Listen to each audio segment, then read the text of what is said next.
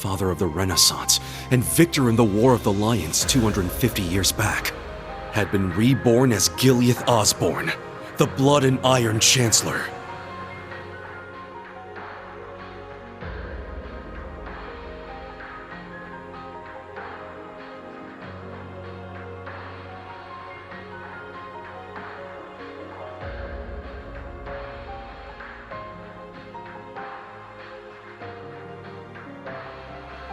Yeah. I never imagined reincarnation would be possible. Paranormal bullcrap. Except it's for real this time. Of all the things for the visions to show us. Those witless fools! Why didn't Leanne and Dreichells come to me? Did you not say we were friends? Was it all just a lie? No. I am the one at fault. How could I have been so blind for centuries? Grandmother. Rose. Roselia, what can you tell us about this Ishmelga? The Ebon Knight. All signs point to him being the one behind all this, don't they? It radiates an aura unlike any other divine knight we've encountered. I do not know. This particular divine knight has remained mostly hidden for over 1,000 years. It was absent for both the War of the Lions 250 years ago and the Dark Dragon's appearance 900 years ago. However, it may have been the one behind them, or perhaps the one behind every tragic event in Erebonia's dark history.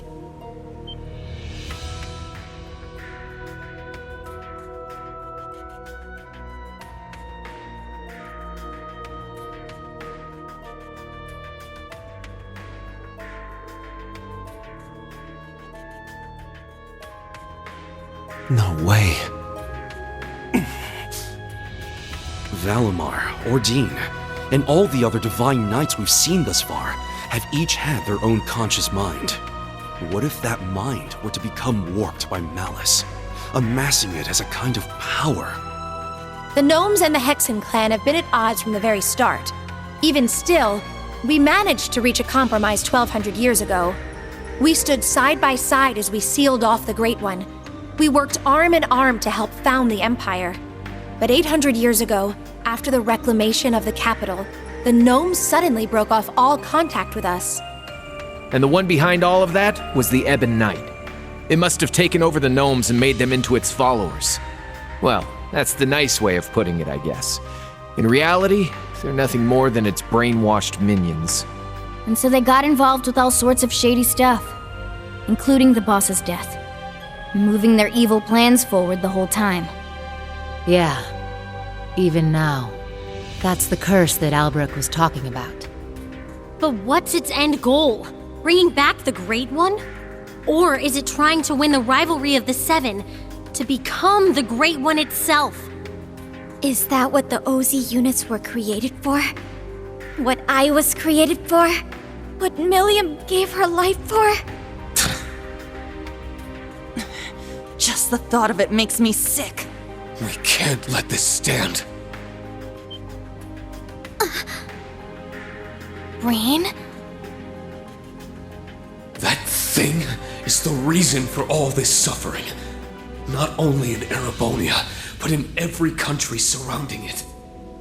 Crow, the Lance Maiden, and the Jaeger King were all made into immortals and forced into its game. It took Milliam's life, and the lives of so many others. Major Lecter's father, Major Claire's family, and others still. Innocent people, all made into its victims. Elisa's father, George, my mother, even Chancellor Osborne himself. Rean, keep it together! At this rate, the curse will take hold of you. it seems the truth was too much for him to handle. Damn it! You gotta get it under control. Calm yourself, my awakener.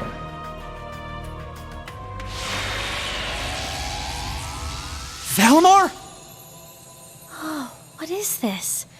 It feels so soothing.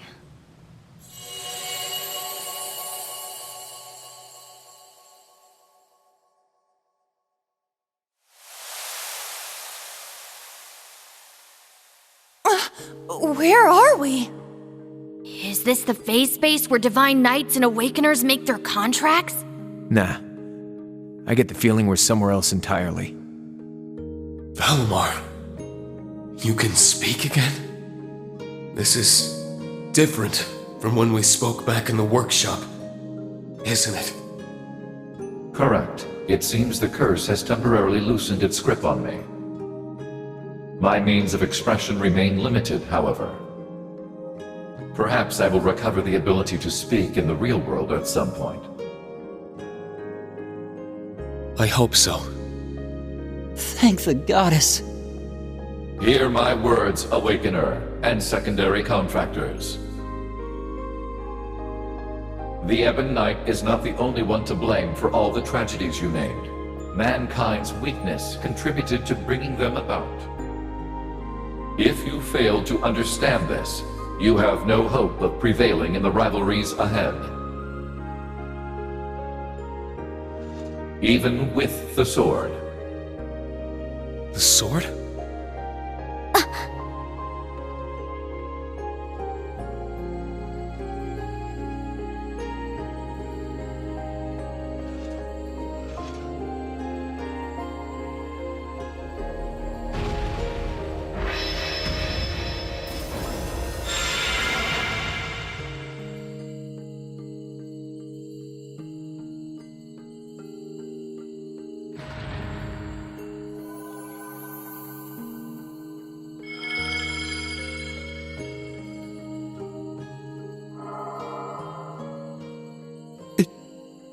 Can't be. All right! It worked!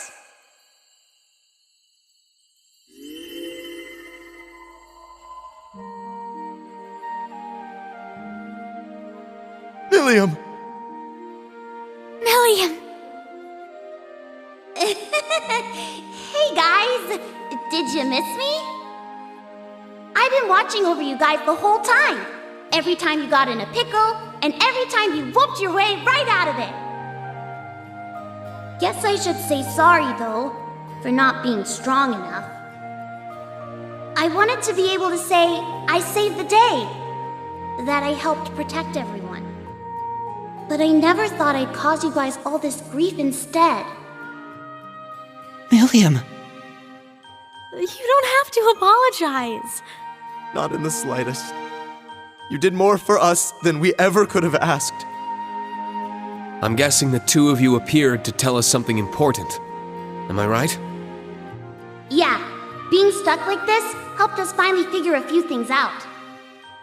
First off, you were right about the rivalries being struggles for power between the Divine Knights. Crow's an immortal, so he should have totally vanished from our world after he was defeated. But it seems like you guys figured it out. Making him your kin like that bought him some more time. Though, when it comes to the end of the Great Twilight, I probably don't even need to say it. That's me, living with a death sentence over my head. Crow.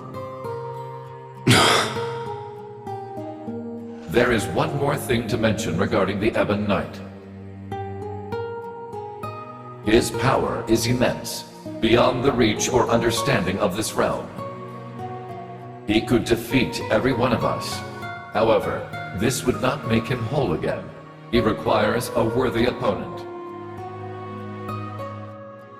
As such, I expect the following will occur. The Ebon Knight will wait until one knight has absorbed the power of the other 5 in order to have his worthy opponent. However, because this opponent has such power, it is at this point Ishmelga could potentially be defeated. The Jaeger King's Palatinate Knight, the Steel Maiden's Argent Knight, the Prince's Vermilion Knight, Rufus's Auric Knight, and Reen's Ashen Knight partnered with Crow's Azure Knight. It'll be one of them who'll be going toe-to-toe with the Ebon Knight. How about it, Reen? Looks like we don't have much of a choice.